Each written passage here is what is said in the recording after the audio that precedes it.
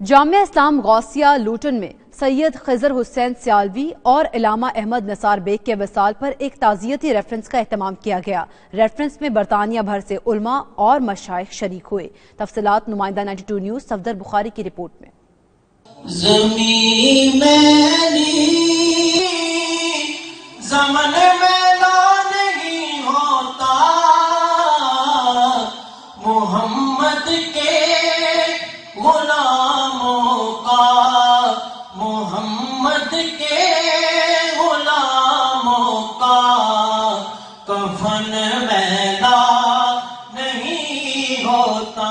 تعزیتی reference کا اہتمام علامہ قاضی عبدالعزیز چشتی کی طرف سے کیا گیا، جس میں مفکر اسلام سید عبدالقادر جیلانی، مولانا فیض رسول، سید گلزار بخاری اور برطانیہ بھر سے ممتاز علماء کرام، مشائخ عظام اور مقامی کمیونٹی نے شرکت کی۔ یہ جس من میں سما جائے نہیں ہوتا۔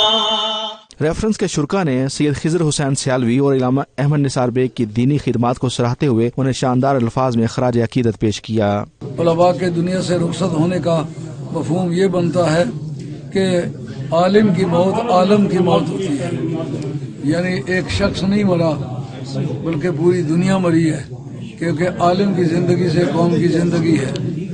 لوگ کھاتے پیتے چلتے پھرتے ہیں، لیکن ان کے ڈھانچے ہیں۔ جب علم دین ان کو پہنچتا ہے تو پھر انہیں زندگی کا احساس پیدا ہوتا ہے، حلال حرام کی تمیز پیدا ہوتی ہے۔ محفل کا انعقاد کیا گیا۔ برطانیہ بھر سے ممتاز علماء کرام نے ان کی خدمات کو سراہتے ہوئے خراج عقیدت پیش کیا ہے کہ انہوں نے برطانیہ میں اسلام کی ترویج و اشاعت کے لیے ایک نمایاں کردار ادا کیا ہے۔